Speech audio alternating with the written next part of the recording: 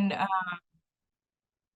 while large language models can refer to a lot of things, the research that I and my group specifically focused on was ChatGPT. So mostly today I'm going to be talking in the context of ChatGPT.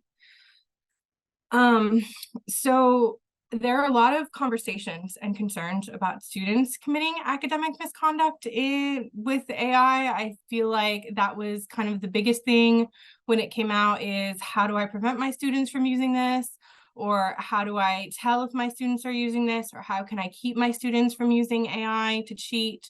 There are been a lot of concerns about that. I actually am a member of the Aggie Honor Council, so I've even sat on Honor Council cases that involved concerns about generative AI.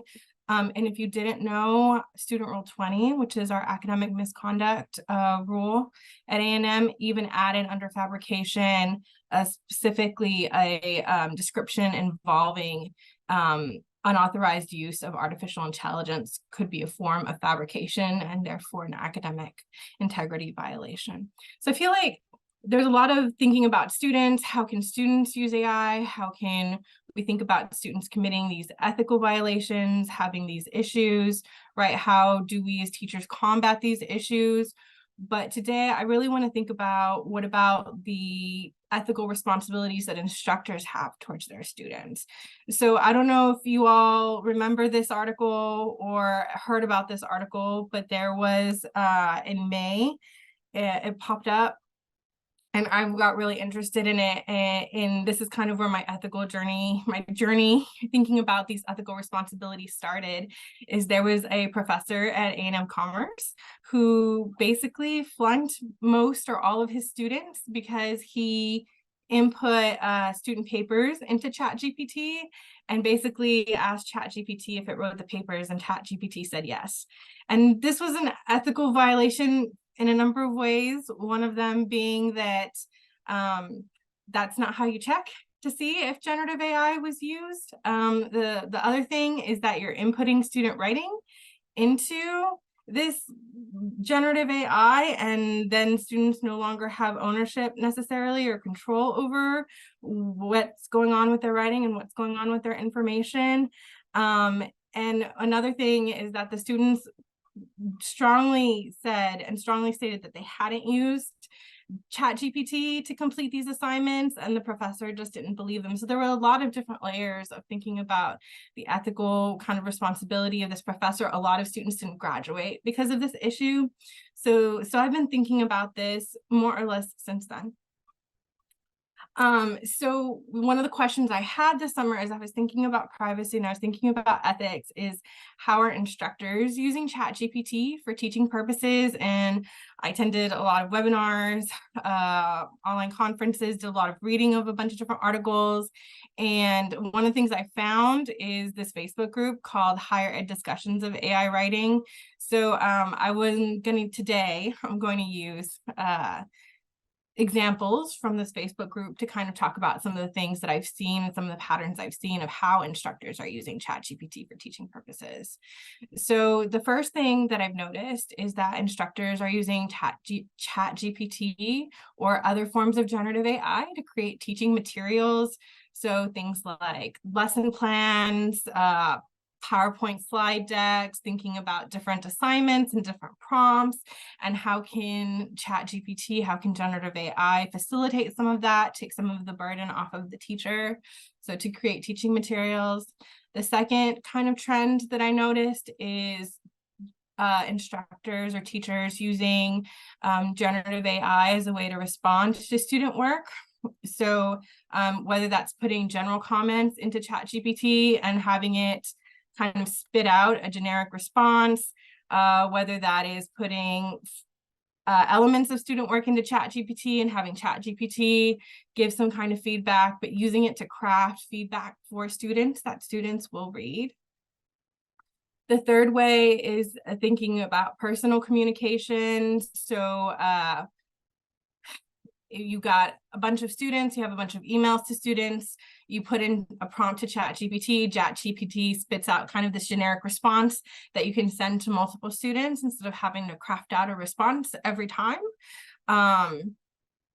And then the fourth way, and the way that I think a lot of people are talking about it, is how to use ChatGPT or how to use large language models and other forms of generative AI to teach students. So whether that's showing students how to use it in the classroom, or having students create accounts and then putting their work into these accounts and then giving it feedback.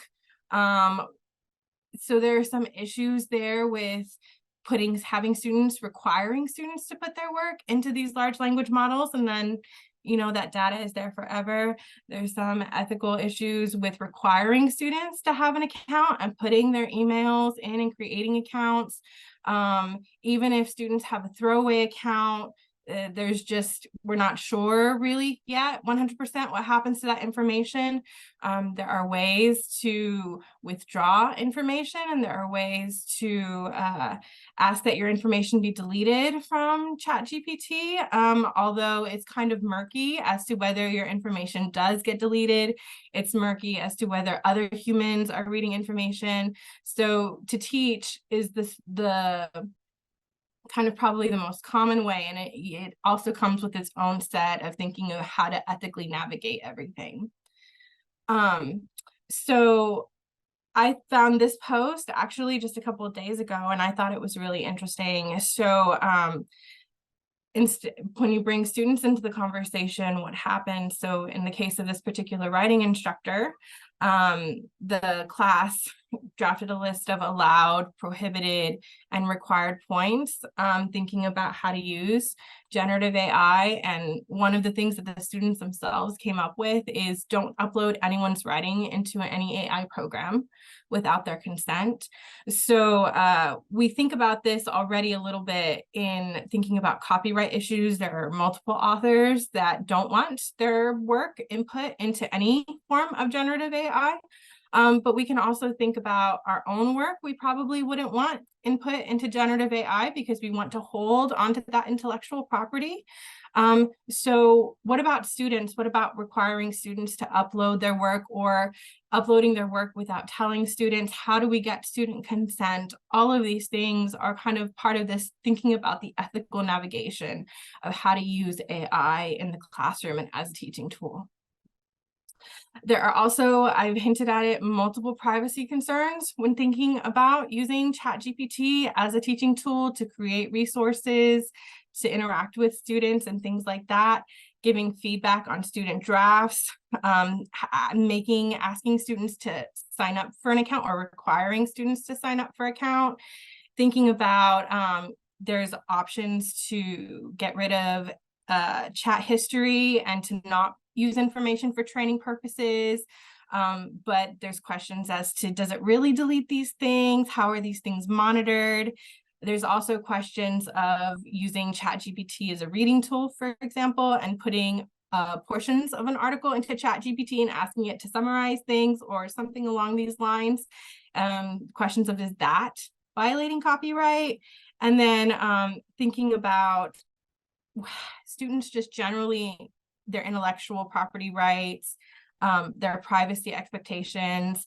Do they really understand how this might affect them in 10 years or 20 years? Do we really understand how this might follow us for the next 10 or 20 years? It's really murky. There's really a lot of questions. So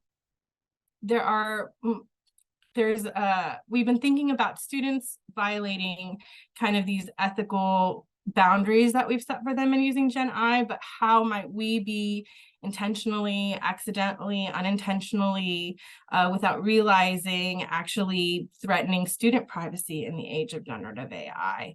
And that's something that I've been thinking about lately, especially as we become more and more unsure about how much we can actually get this kind of technology, to forget what's been input. So I want to end with this quote, where I think there's ironic on so many levels, this post, where this person used ChatGPT to create test questions, right? Couldn't think of a test question, put it in ChatGPT, liked what ChatGPT proposed, but then felt a little bit hypocritical given what they had told their students about using critical thinking skills to come up with the things that they write. So I feel like this is a little bit like the shoe is on the other foot. So I don't have any answers. I don't really have any solid conclusions. I just kind of want to open up the space for conversation and thinking about it, and thinking about, while I'm thinking about writing, this might be different and look different in other fields. So the question I'm going to end with is, what ethical responsibilities do instructors have, and how do we implement them in the classroom and in our teaching practices? Thank you.